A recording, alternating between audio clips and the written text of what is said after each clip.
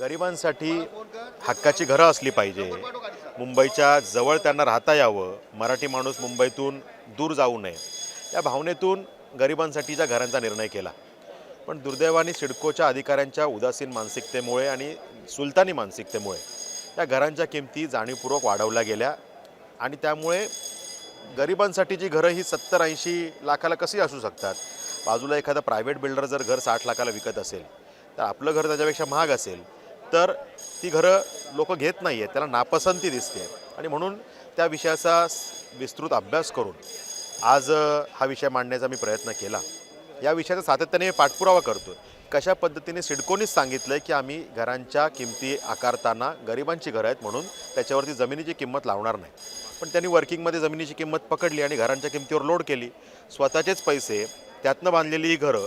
पण सिडकोनी काय केलं की त्याच्यामध्ये स्वतःच्याच पैशाचं व्याज आकारलं आणि ते घरावरती लोड केलं. एकाच घरांच्या दोन-दोनदा किमती. म्हणजे या जागांची किंमत ऑलरेडी टेंडर प्लॉटमध्ये बिल्डरकडनं सिडकोनी घेतली आहे.